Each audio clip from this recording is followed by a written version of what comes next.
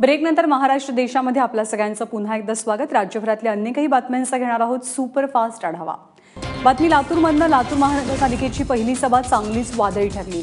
महापौर आणि उपमहापौर पदाच्या निवडीनंतर सभागृह नेत्याची निवड न झाल्यामुळे काँग्रेस नगरसेवकांनी एकच गोंधळ घातला।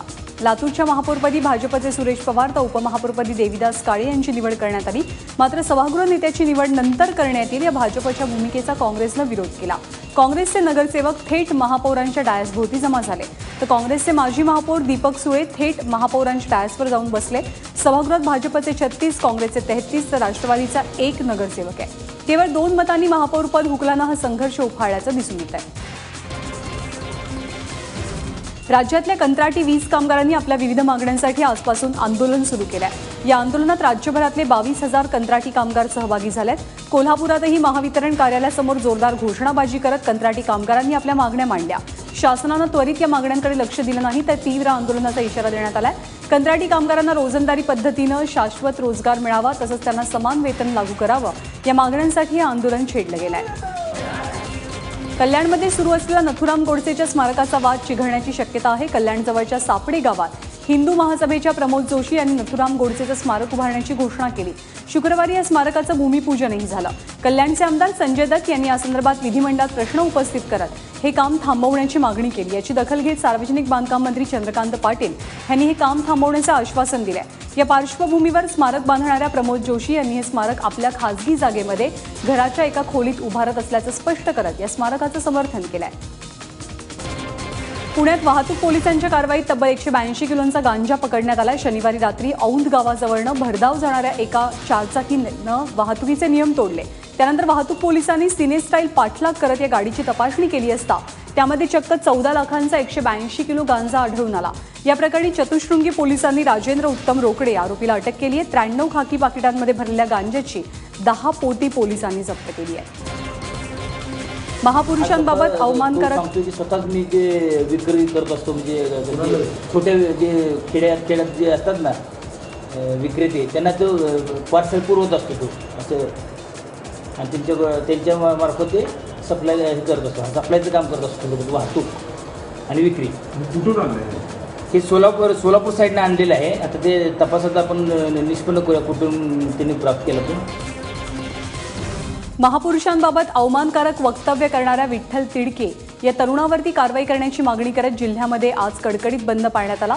शहरासोबत ग्रामीण भागातही या घटनेचा निषेध नोंदवला जातोय। बीडमधल्या माजलगाव, आष्टी आणि आडस परिसरात शनिवारी रास्ता रोको करण्यात आला होता। त्यानंतर आज संपूर्ण जिल्हा बंदची हाक देण्यात आली। बंद दरम्यान कायदा आणि सुव्यवस्था अबाधित राहावी यासाठी पोलिसांनी चोख बंदोबस्त ठेवला।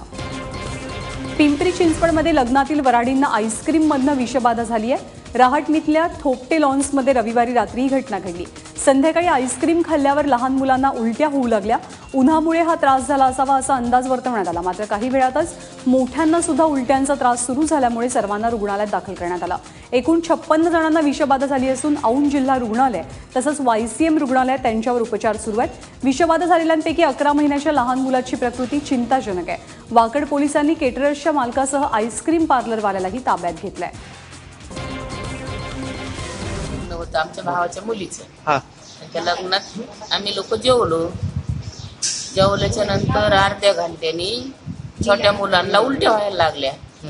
छोट्या मुलांना उलट्या झाल्या तर नंतर मोठ्याला व्हायला लागल्या तर मग म्हणले असं कसं झालं। मग नंतर त्याच्यानंतर इथेच आलो तर आम्हाला ॲडमिटच केलं। भरधाव वेगानं जाणाऱ्या कंटेनर आणि ट्रकची समोरासमोर धडक होऊन झालेल्या अपघातात दोनही वाहनं जळून खाक झाली आहेत। पुणे इंदोर महामार्गावर मनमाडजवळ चौंडी घाटामध्ये अपघात घडला। ट्रकमध्ये वीज वितरण कंपनीचे DP असल्यानं आग जास्त भडकली। आगीमध्ये होरपळलेल्या ट्रक चालकाचा उपचारादरम्यान मृत्यू झालाय। मनमाड आणि मालेगावच्या अग्निशमन दलानं धाव घेत मोठ्या शर्तीनं ही आग विझवलेली आहे। अपघातानंतर काही काळ या महामार्गावरची वाहतूक ठप्प होती। पोलिसांनी क्रेनच्या सहाय्यानं दोनही वाहनं बाजूला केल्यावर हळूहळू वाहतूक पूर्वपदावर आली। संगमनेर तालुक्यातील आंबीदुमाला परिसरात एक बिबट्या मृतावस्थेत आढळून आला। अमोल बोडके या शेतकऱ्याच्या शेताजवळ आढळलेला हा बिबट्या 2 वर्षांचा नर बिबट्या आहे। वन विभागानं घटनास्थळी धाव घेत पंचनामा केला। नर बिबट्यासोबतच या परिसरात मादी बिबट्या आणि तिची पिल्लं असल्याचीही माहिती मिळते। शेतामध्ये आलो इकडे खाली गणेश महाराजांच्या इकडे तर ते मरून पडलेला वाघ मी पाहिला तर ते वास यायला लागला म्हणून मी इथं जवळपासच्या लोकांना शेजारी पाजाऱ्यांना सांगितले. तर ते मेल्यामुळे वर्षापासून जवळजवळ आलेलं होतं इथं. ते वर्षापासून कोणाला काय त्रास करीत नव्हतं, काय नव्हतं. मादीसुद्धा आहे, त्यांची पिल्लं होती लहान लहान तिच्या मागं. सत्यमेव जयते वॉटर कप स्पर्धेच्या श्रमदानाचा आजचा शेवटचा दिवस आणि या निमित्तानं अकोला आणि वर्धा जिल्ह्यात हजारो लोकांनी एकत्र येत श्रमदान केलं.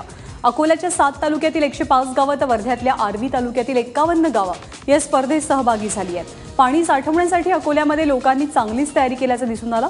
खुद्द आमिर खाननंही अकोल्यातील चारमोळी आणि शिरला गावात भेट दिली होती. तर दुसरीकडे वर्ध्यामध्ये सक्षम संस्थेअंतर्गत दिव्यांगांनी आणि नेत्रहीनांनी सुद्धा श्रमदान करत स्पर्धेसाठी आपला हातभार लावला. तर शेवटच्या दिवशी कृषी अधिकारी आणि कर्मचाऱ्यांनी सावधमध्ये महाश्रमदान केलं.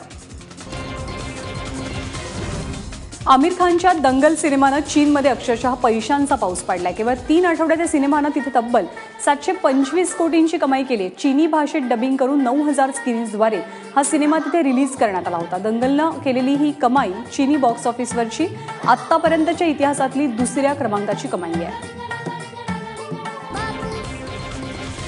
सी लायन अतिशय गोंडस असा हा प्राणी, मात्र हा गोंडस प्राणी जीवावर बेतू शकतो असा अनुभव कॅनडातल्या एका लहान मुलीला आलाय. कॅनडाच्या पश्चिम किनाऱ्यावरती ही मुलगी कुटुंबासह आली होती. ती सी लायनशी खेळत होती आणि सी लायननं याच वेळी तिला पाण्यात खेचलं आणि अक्षरशः बुडवलं. नशिबानं शेजारीच असलेल्या एका कर्मचाऱ्यानं पाण्यात उडी मारून या मुलीला वाचवलं. त्यामुळे कोणत्याही प्राण्याशी खेळण्यापूर्वी काळजी नक्की घ्या. सी लायनचा हा व्हिडिओ सध्या इंटरनेटवरती चांगलाच व्हायरल झालाय.